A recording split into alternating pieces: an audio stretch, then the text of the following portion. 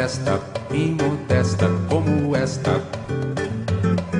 Vamos homenagear. Olá, tudo bem? Que bom ter você mais uma vez aqui com a gente no Beabá da MPB.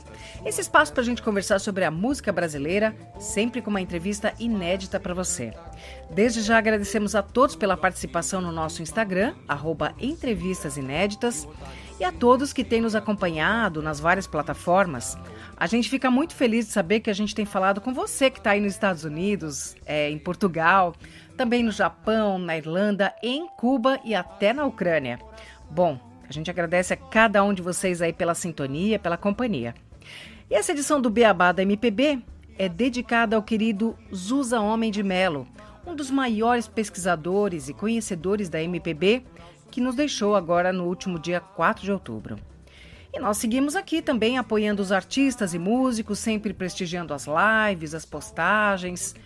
É o que a gente pode fazer enquanto a vida não volta plenamente aos palcos, né? E antes de apresentar o nosso convidado, vamos à sessão Bota na Playlist, sempre com indicações supimpas para colorir os nossos dias. E aí vale música, filmes, séries, livros, lives. E deixe você também lá no Instagram a sua dica. Queremos saber o que tem te inspirado nesses dias, o que você tem curtido. Combinado? Bom, eu tenho ouvido muito o novo trabalho da Fabiana Cosa, essa cantora paulista que tem se mostrado cada dia mais versátil. O seu 8º álbum, chamado Dos Santos, que também é o sobrenome dela, trata da riqueza da mitologia africana. Ela encomendou canções a diversos compositores, inspirados nos vários orixás. São 19 faixas e conta com composições do Paulo César Pinheiro, Zélia Duncan, Pedro Luiz e vários outros.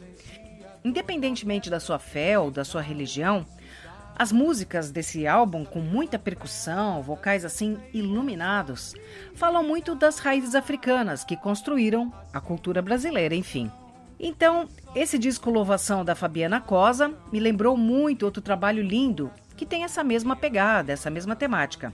Eu estou falando do Ascensão, criação coletiva concebida pela Serena Assunção, filha do Itamar, e que também, infelizmente, faleceu pouco antes do lançamento em 2016. O Ascensão foi produzido pelo Pipo Pegoraro e pelo Dipa e traz as vozes da Tulipa Ruiz, da Xênia França, da cantora Cel, do Moreno e também do Caetano Veloso, e foi indicado ao Grammy. Vale muito a pena conferir, então, Dos Santos, da Fabiana Cosa, e aí já embala e já ouve também o Ascensão, da Serena Assunção. Essas são minhas dicas. E você, Moa, o que bota na playlist? Oi, Silvia. A minha dica é o filme Zusa, Homem de Jazz, que é a homenagem, é um curta que foi feito para ele, né? Sobre a vida dele, muito interessante. E como nós estamos homenageando ele nessa semana, nesse programa, então fica aqui a dica. E ali no site tamanduá.tv.org tem esse filme, assim como tem outros filmes sobre música. Tem o Tropicália, filme sobre Vinícius de Moraes, sobre a Clementina de Jesus, Ney Matogrosso. É interessante aí o site, o preço para baixar os filmes é bem baixinho, né? É bem baixo o preço, compensa dar uma olhada nesse site aí e curtir os musicais que tem lá, tá bom? Então essa é a minha dica e a minha homenagem também ao querido Zusa Homem de Melo. Valeu, Moa, e seguimos agora para conhecer o nosso entrevistado desse episódio, que é um rapaz de multitalentos, músico, produtor, diretor musical e também escritor. Guga Streuter tem uma bela história com a música paulistana desde os anos 80. Ajudou a formar a histórica, lendária Sossega Leão em 83. Na década de 80, ainda com os ex-colegas de classe, concebeu o quinteto de jazz no Velho Cuisine. Já em 87, Guga criou com o Jorge Freire a orquestra Heartbreakers, uma big band com repertório dançante, muita salsa, samba e jazz, que ficou 1 ano e meio em cartaz nas domingueiras dançantes de uma casa chamada Aeroanta, aqui na capital paulista. E também em muitas outras casas, como Bar Avenida, Blém Blém Clube, sempre com convidados ilustres como Milton Nascimento e Wynton Marsalis. A gente dançou muito ao som dos Heartbreakers. O Guga toca vibrafone, que é um instrumento pouco convencional aqui no nosso país, E agora ele está lançando o seu terceiro livro, em parceria com a Elise Mori, e se chama Uma Árvore da Música Brasileira. O livro foi lançado pela editora Sesc e reúne 23 artigos, analisando as raízes da multifacetada cultura brasileira na música. Então a gente aproveitou para chamar o Guga para falar sobre o livro, sobre a carreira, sobre esse período que a gente está vivendo no país e muito mais. Guga, super alegria ter você aqui. Foi difícil fazer a sua apresentação, viu? Ficou bastante coisa de fora, porque você é um cara que atua em vários segmentos, né? Foi também conselheiro do Miss, trabalhou na MTV e além de estar à frente de 2 bandas, né? Enfim, muita coisa. E agora esse livro. Seja muito bem-vindo aqui ao Beabá da MPB. E para começar, a gente gostaria de perguntar sobre esse projeto, como ele nasceu e quem mais participa no livro com vocês. Oi, Silvia. Grande prazer conversar contigo. Parabéns pelo seu trabalho. E essa árvore, o livro da árvore da música brasileira começou muitos anos atrás, na verdade nos anos 90, porque certa vez eu estava viajando, estava fora do Brasil e entrei numa loja de discos, quando havia loja de discos, né? E lá eu comprei um pôster que era a árvore genealógica do jazz e pendurei na minha casa. E eu notei mesmo que, apesar de pouca gente ser ouvinte, entendedora de jazz, muita gente parava por ali e navegava com o dedo, buscava os nomes conhecidos. Aí caiu a ficha assim, eu acho que eu deveria fazer um pôster que seria a árvore da música brasileira. E desde dessa época, desde os anos 80, eu tenho uma amiga chamada Elisa Mori, que é uma pesquisadora independente e que compartilhou esse plano comigo. E a gente começou lá em casa, ainda não havia internet, né? Com uma parede, colocamos placas de isopor e com taxinhas e post-its, aquele papelzinho amarelinho e linhas coloridas, a gente foi traçando o que a gente achou que seria o pôster da música brasileira. Depois, quando a gente já estava mais adiantado nesse processo, nós quisemos publicar e conversamos com mais de um editor. E uma das pessoas que a gente falou botava material em bancas de jornal. Então ele disse, olha, vocês não podem colocar esse pôster avulso. Esse pôster, para entrar em banca de jornal ou para entrar em livraria, ele precisa ter um encarte escrito. Daí surgiu a ideia de fazer o livro. Então Elisa e eu passamos a convidar pessoas para escrever cada uma sobre a sua experiência e sobre o gênero de música que desenvolveram durante sua carreira, durante a sua vida.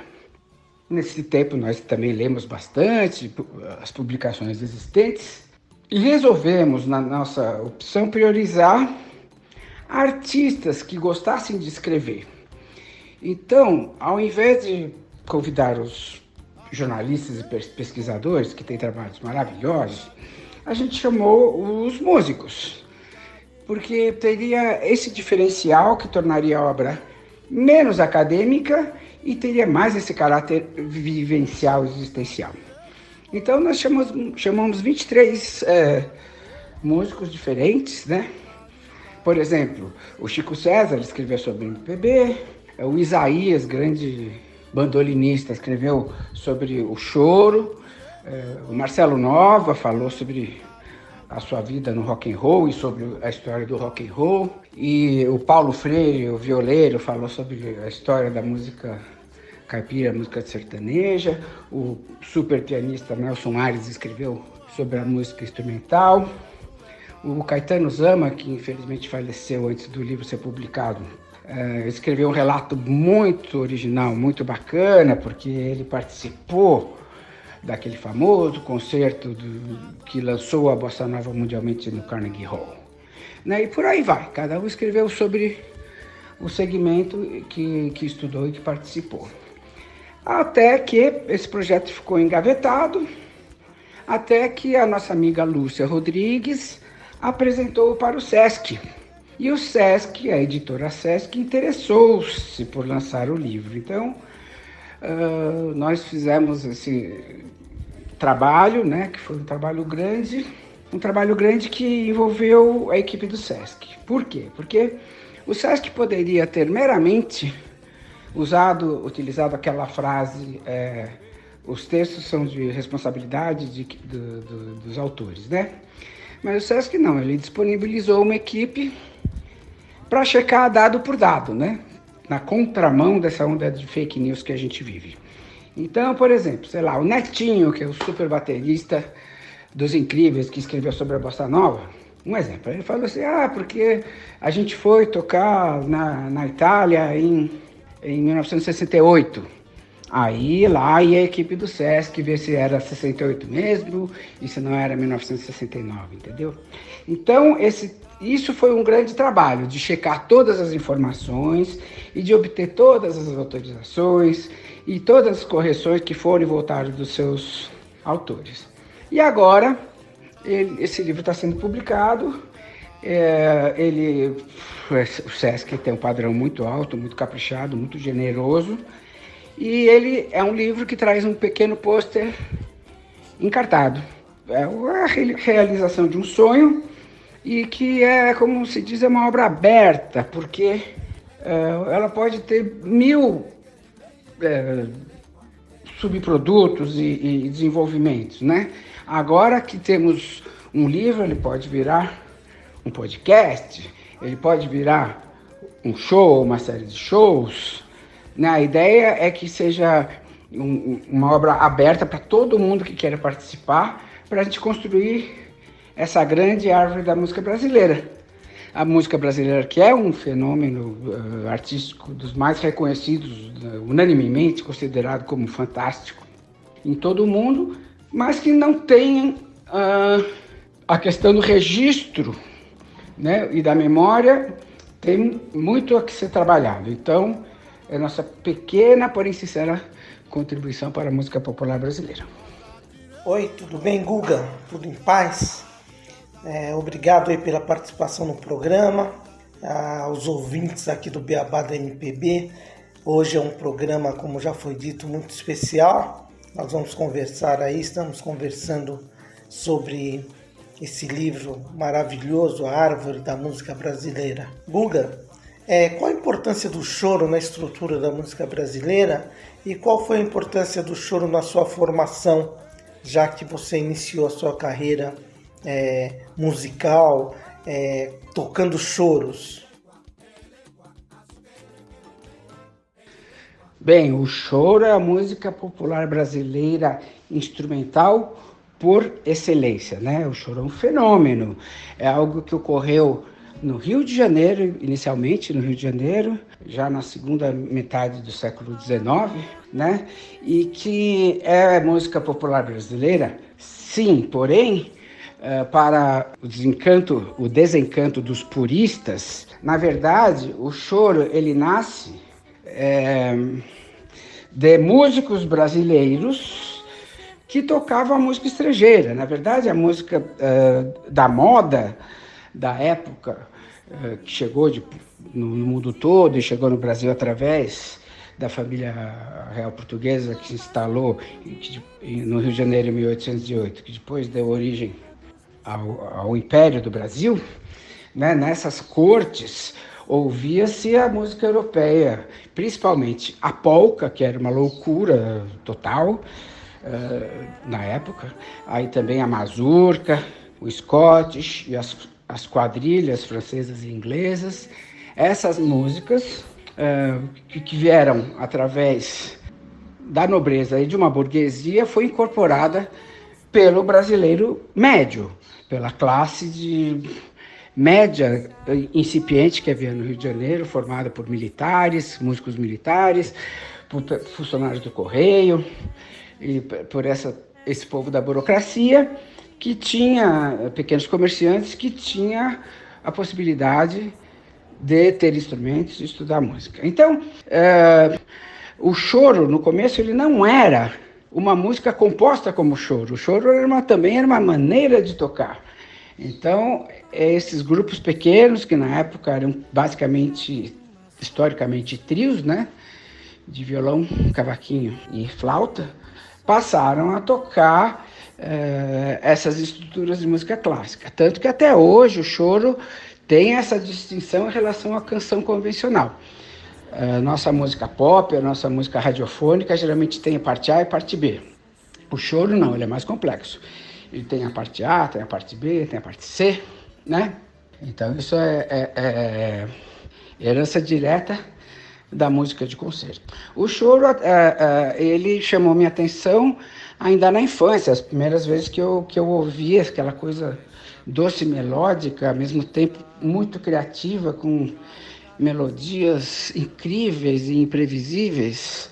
E o choro, na verdade, foi minha porta de entrada para a música instrumental. E depois acabei conhecendo jazz, depois a música de concerto. Mas eu acho que o choro é uma expressão maravilhosa, que já tem agora, nessa altura, já tem mais ou menos 150 anos de história e que continua presente no nosso cotidiano, principalmente dos músicos instrumentistas. E, mais uma vez, a nova geração de chorões que está vindo por aí é de um grau de maturidade, de virtuosismo, de bom gosto e de autenticidade, porque são todos pesquisadores, algo que eu não vejo há muitas décadas. Então o choro está vivo como nunca e ele talvez percorra um caminho não radiofônico, um caminho mais próximo da música de concerto, mas eu sou absolutamente otimista quando eu me deparo com os novos solistas. É uma coisa incrível. Fique ligado porque você vai se surpreender. Não existe período em que o choro foi mais bem tocado que essa década de 2020. Ou o que for, fale por si. Esta árvore gerou uma série de movimentos, né? De décadas mais importantes, como a década de 30 na época de ouro do rádio, ao final dos anos 50 com a bossa nova, o início ali dos anos 60 com os festivais, a Jovem Guarda, o tropicalismo, os anos 70 que foi maravilhoso na minha forma de ver, né? Frutificou, foram muitos frutos ali, e depois tivemos a década de 80, tem um movimento de vanguarda da música paulista, que eu também curto muito, e tem o rock dos anos 80. Então, assim, para pontuar, qual desses movimentos foram mais importantes para você, para a constituição, para a formação dessa música brasileira, que mais enraizou, que deu mais frutos? A música, como qualquer formulação artística e até científica, né? Ela combina, ela passa pela teoria da informação, né? A teoria da informação demonstra que a pertinência de um trabalho, ele tem um pé fincado na ancestralidade e a demonstração de um caminho original. Então ele mostra que existe a possibilidade da graça. O que é a graça? Aquilo que nos surpreende, né? O que é uma piada? A gente, contando uma piada, a gente vai numa lógica e aí no final você tem uma inversão da lógica e a gente dá risada, né? Ou seja, aquilo é gracioso. A graça está em tudo indicar, tudo está muito bem estruturado e solucionar-se de uma maneira imprevista. Então, acho que esses momentos da música brasileira ocorreram de várias formas, né? Então, assim, o Pixinguinha foi um grande estruturador, né, de tudo que existia no ar ali. Aí depois a gente tem, como informação, né, a gente tem o Ari Barroso trazendo aquela harmonia de Broadway, de Hollywood, de maneira muito sutil, conduzindo as melodias de uma maneira fantástica. Então é mais um upgrade informacional, né? Depois a gente tem o Luiz Gonzaga trazendo a realidade do sertão para dentro da música popular brasileira radiofônica era algo que nunca havia ocorrido, né? Quando ele sistematiza, quando ele estiliza o baião, e o baião torna-se um sucesso, isso é uma novidade muito interessante. Depois, num momento posterior, a gente tem a bossa nova, que bebe tanto da música de concerto, porque a gente tem canções do Jobim que são exatamente fundamentadas nos prelúdios e noturnos de Chopin, ao mesmo tempo que tem um pé no cool jazz norte-americano, né, e que levanta uma discussão interessantíssima, que é a da consonância com a dissonância. Isso é um termo um pouco mais técnico, porque quem toca bossa nova no violão, por exemplo, percebe que esse estilo tem cheio de notas diferentes. Você tem as quintas aumentadas, as nonas diminuídas. São sons que eram considerados dissonantes, que passam a fazer parte da veia grossa da música brasileira. Depois a gente tem a tropicália. A tropicália que combina extremos, né? Assim, antes nunca havia a possibilidade de você ter uma linguagem da cultura de massa mesmo, da publicidade dentro da música. Então você vê que o Caetano fala, eu tomo uma Coca-Cola, e a manchete da revista, os cartazes na cidade, né? E essa viagem que ele faz entre extremamente popular, como ele pegou o Vicente Celestino, até esse namoro explícito com os modernistas paulistas de 1922 e com os poetas concretos, né? Então você tem um upgrade de informação num grande caleidoscópio, um liquidificador de informação que foi a tropicália. Como um passo também muito interessante, que é pouco reconhecido, mas que, se a gente falar de informação, tivemos o Walter Franco, quando ele, no festival, ele apresenta a música Cabeça, que é simplesmente ele meio recitando em torno de uma fita pré-gravada no estilo da vanguarda alemã, de Stockhausen, na época, e coloca aquilo no festival de música popular brasileira. Aquilo foi um salto incrível, né? E depois a gente tem, por exemplo, a vanguarda paulista, que trouxe os procedimentos da música de concerto do começo do século XX, por exemplo, as séries dodecafônicas, né? A música serialista, que você traz a Schoenberg e aquela turma toda da música sem um campo tonal totalmente definido. Isso, para ocorrer na música popular, é um grau de informação realmente revolucionário, né? Então a gente tem toda essa história que percorre a teoria do conhecimento, e a gente tem as raízes sempre muito fortes, né? Quando a gente vê a própria história do samba, que é uma história maravilhosa, né, de como um ritmo desescravizado tornou-se a alma da música brasileira. Aí você vê, no momento posterior, você vê a black music brasileira, né? Aí você pega um cara que nem o Tim Maia, as ideias do Jorge Ben, como tem aquela profunda raiz africana, você vê o Baden Powell. Aí você tem até esse movimento interessantíssimo, que foi o Mangue Beat, né, que misturou rock and roll bem pesado, né, com o maracatu. O maracatu, que é uma expressão de cultura popular pernambucana, gerou um hibridismo muito interessante. Então essa evolução, ela é realmente uma epopeia, é uma jornada, é uma odisseia, e é muito cativante, e espero poder percorrer, espero que eu tenha tempo na vida, né, para digerir tanta dessa informação maravilhosa que compõe a música brasileira.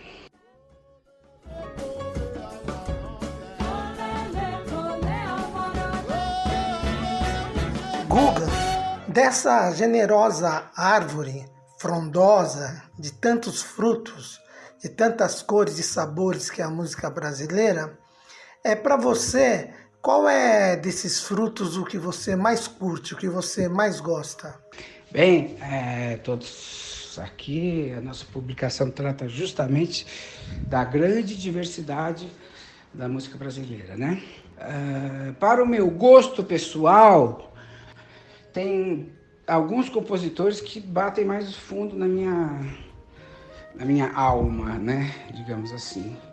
Então, dos antigos, eu vejo na complementariedade entre a obra de Dorival Caymmi e de Ari Barroso uma estruturação fantástica, maravilhosa da música brasileira. São os grandes arquitetos da canção das primeiras décadas do século XX.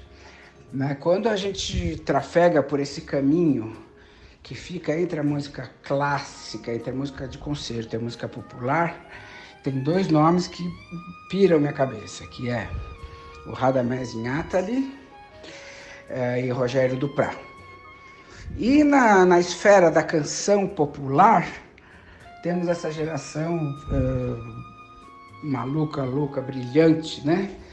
Dos tropicalistas, né? E que eu elejo para o meu gosto pessoal a obra do Caetano Veloso. Porque além de grande letrista, ele é um grande melodista. Ele compõe tudo com uma harmonia interessantíssima, sempre buscando novos caminhos. Então, é isso aí, cada um percorra o seu caminho dentro da música brasileira, porque tem frutos, tem estilos para qualquer tipo de percepção boa da melhor alma brasileira. Na abertura aqui do episódio, Guga, eu comentei sobre o encontro do Heartbreakers com o Wynton Marsalis, que além de ser um dos maiores trompetistas de todos os tempos, está à frente de um projeto grandioso, né, de educação na Jazz at Lincoln Center Orchestra. Então eu queria te perguntar, né, você como músico de jazz, não só de jazz, né, mas também como músico de jazz, como você vê hoje aqui o jazz na nossa realidade, onde um menino pode aprender esse tipo de ritmo, esse tipo de som por aqui? O nosso convívio com o Wynton Marsalis foi uma coisa muito positiva, começou nos anos 90 e prossegue até hoje. Temos contato semanal, às vezes diário, né? Fui algumas vezes lá, passei o ano novo com ele, com a família dele. E também ele vê o Brasil com olhos com muito carinho, tanto que eles passaram, o Sesc propiciou e eles toparam ficar aqui em junho do ano passado.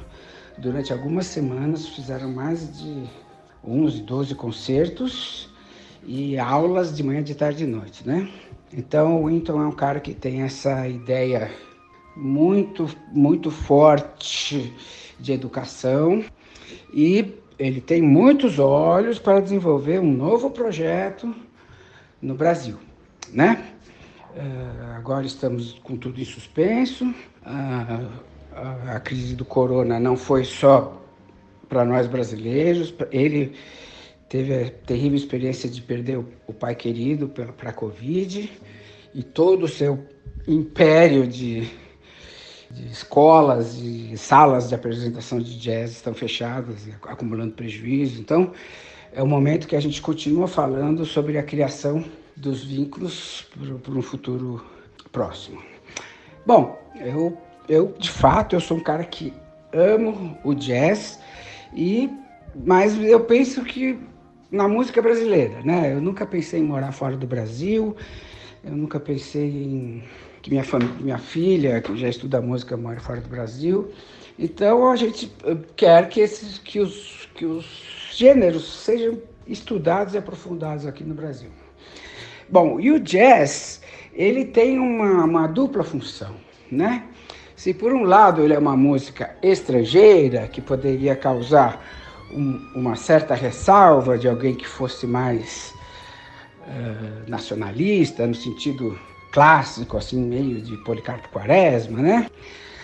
o jazz ele tem uma característica interessante. Ele é uma música de liberdade, né, criada por uma população pobre no sul dos Estados Unidos, com grande ânsia de expressão. E o jazz tem uma característica muito importante, que é de fazer junto todos ao mesmo tempo.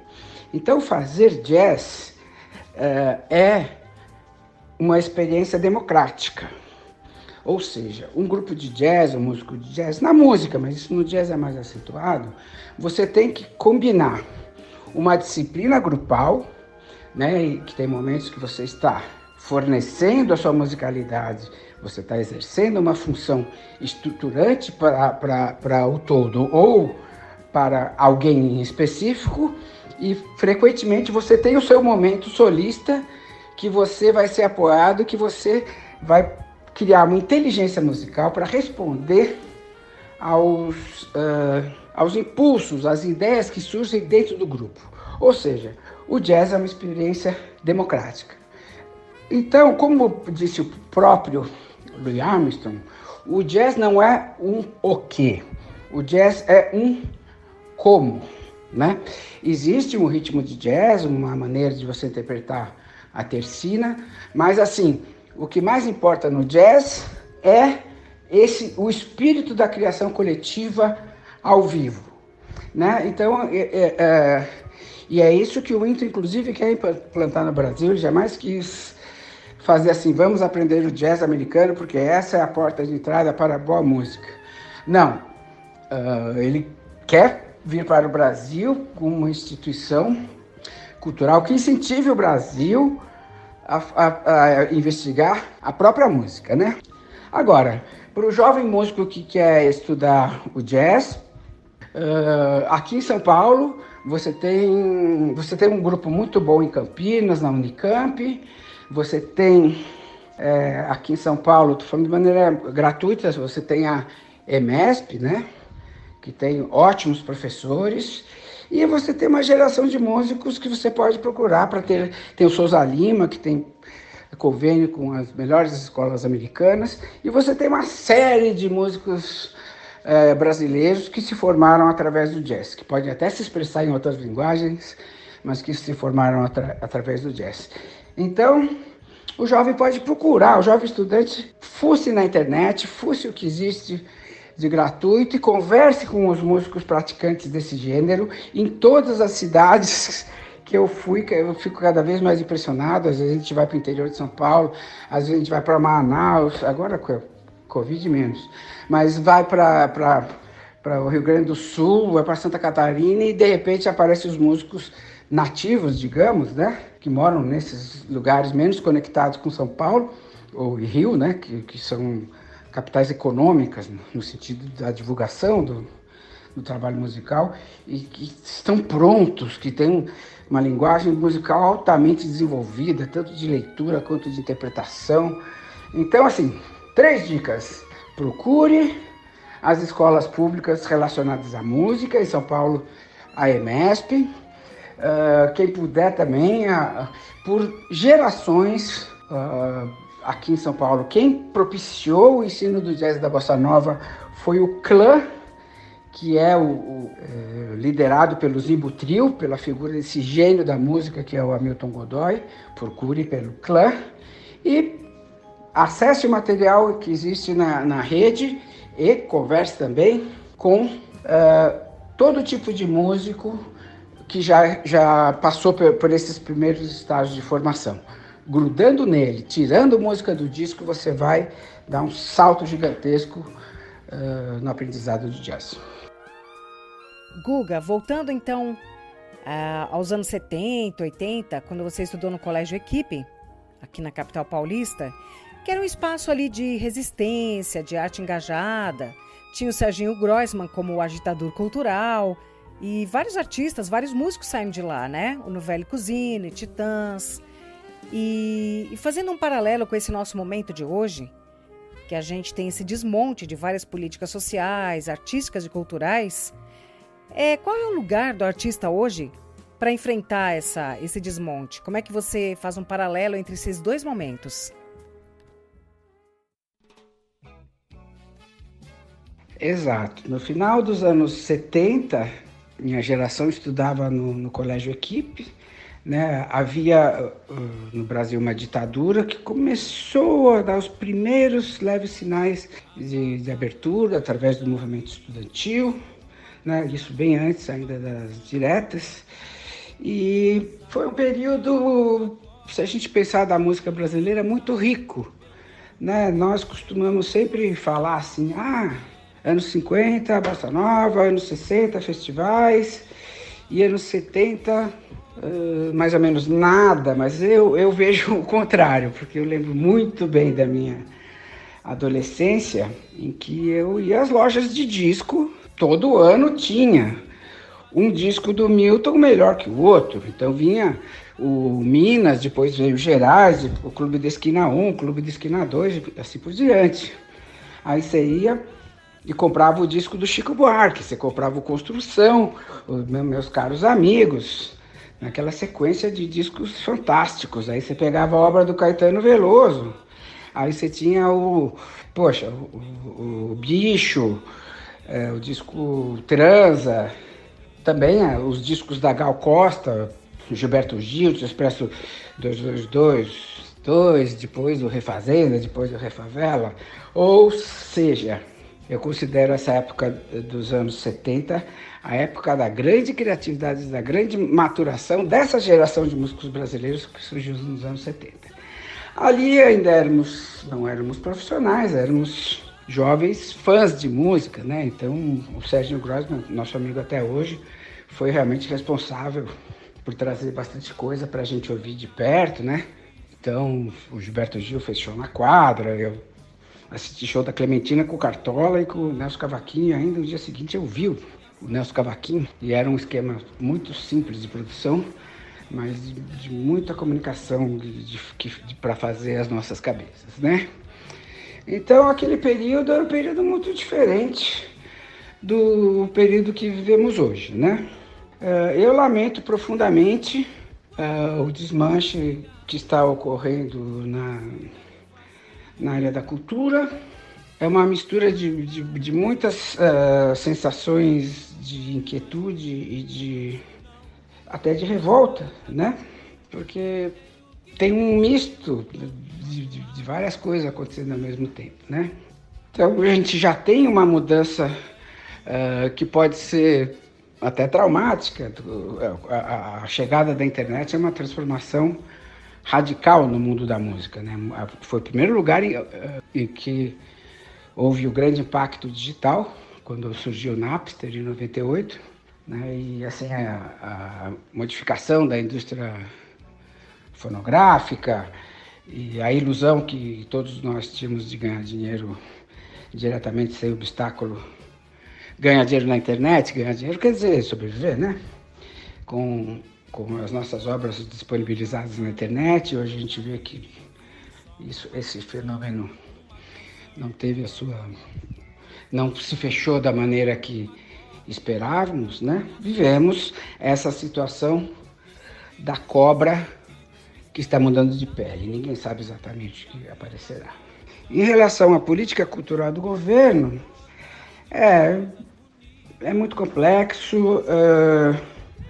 Nós percebemos que na atual administração não existe um pensamento que priorize a cultura, nenhum. Quer dizer, não é um estilo em detrimento ao outro, uma postura em relação a outra. Existe praticamente um desprezo pelas expressões, mas o artista não tem opção. A gente não pode parar e não pode proibir que alguém acorde e faça uma música hoje mais bonita do que a que foi feita ontem, né? Então eu acho que nós, apesar de tudo, eu estou falando isso no mundo da música popular, tá? O mundo do cinema, o mundo do teatro é outro. A música popular vai muito bem, obrigado, tem uma geração nova criando coisas incríveis e vamos em frente, porque o mundo é cheio de possibilidades, de alternâncias, né? Então Em cada época tem uma administração diferente, com pensamentos diferentes. E vamos seguir adiante, vendo o que temos de bom nesse momento, que é a possibilidade de conexão e de informação, né? Voltando a falar do livro da árvore, quando nós começamos a pesquisa, não havia internet, era tudo feito com livros e não dava para ouvir material. Então, digamos que eu queira ouvir um disco do sambista Germano Matias de 1964, que tem uma música lá que é importante. Eu ia na loja, não existia esse disco na loja. E como fazer? Não tinha jeito, você tinha que ir na casa, criar amizade com um pesquisador que se você criasse empatia com ele, ele ia te fornecer esse material. E era uma busca difícil. Hoje é só digitar que você tem essa informação. Então, vamos na nossa luta como profissionais. Eu participo de grupos que desenvolvem projetos de lei para melhorar a música na cidade de São Paulo, né? Esse projeto está na mão dos vereadores. Se for aprovado, vai ser um salto significativo para a transformação de São Paulo em uma das capitais mundiais da música, que já é. Então tem esse lado e tem a possibilidade de você combinar as suas informações, digerir da sua forma, e como país antropofágico que somos, vamos devorar as informações nacionais e internacionais para gestar uma nova arte que diga respeito aos novos tempos. E para terminar, já te agradecendo, deixando um forte abraço, eu quero fazer uma última pergunta, que é como você vê a música brasileira hoje nos streamings, né? Qual a função que o YouTube, qual a função que essas plataformas têm tido e para onde a música brasileira vai? E essa diversificação, será uma questão que as pessoas têm ouvido música brasileira, de que forma, né? Tem ficado coisas que vai ficar para o futuro, ou o que ficou já ficou e o que se faz hoje são coisas passageiras que não vai ter um significado maior para a nossa cultura? Como que você enxerga isso? Durante o século XX, a cultura do mundo, o mundo todo organizou-se e operou-se através de uma coisa que não existia anteriormente, que era a grande cultura de massa, né? A cultura de massa, onde poucos produtores eram ouvidos por muitos, era consumido por um vasto público. Então você tinha um filme feito em Hollywood que passava na Índia, na China, no Brasil, né? Aí você tinha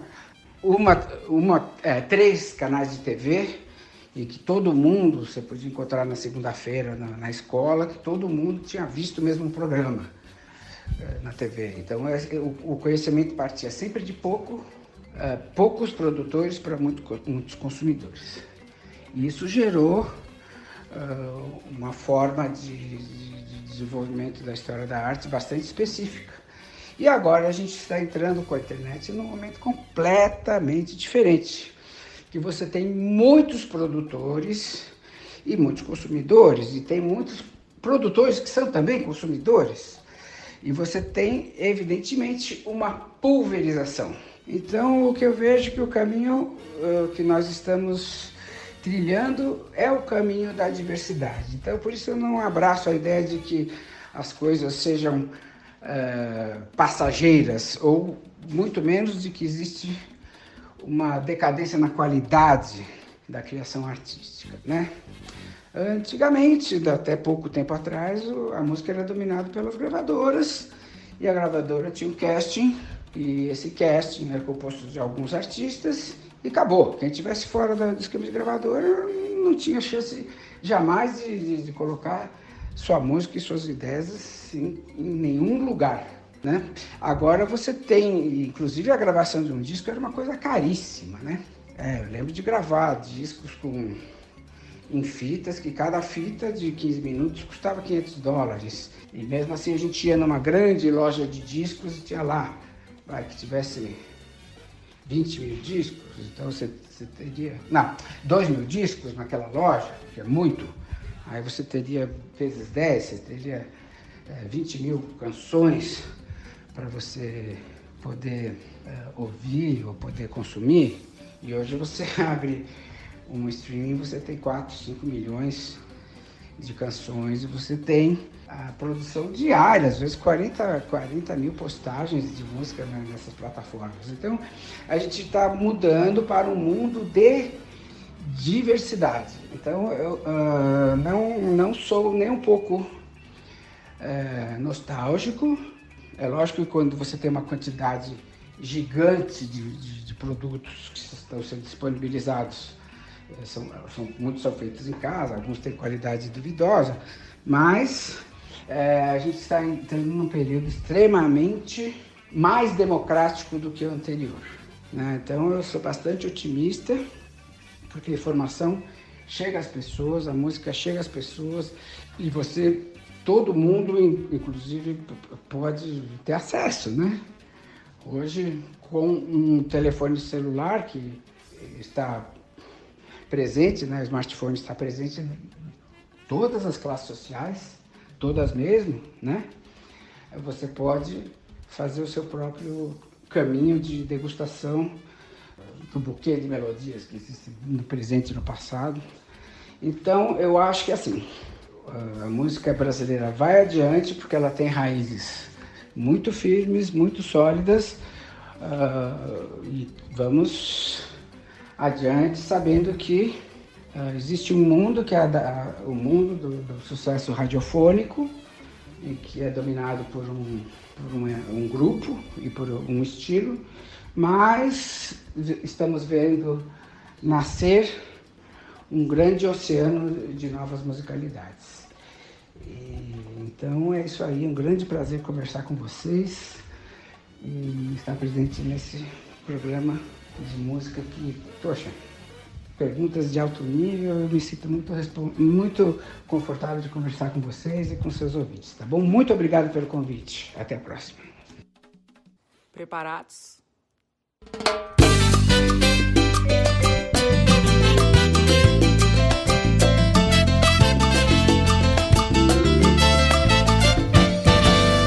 Vou sair te procurar, poder imaginar, pintar tudo de azul e ser feliz, falar numa canção, te ver na imensidão sem fim. Quero o cheiro da manhã, dormir toda na lã, correr mas sem fugir e acordar, beijar ao te encontrar, fingir que não acabou o amor. Quero apenas um segundo pra dar volta nesse mundo. Juro que eu ficaria com você mais esse dia. Vou sair te procurar, poder imaginar, pintar tudo de azul e ser feliz, falar numa canção, te ver na imensidão sem fim.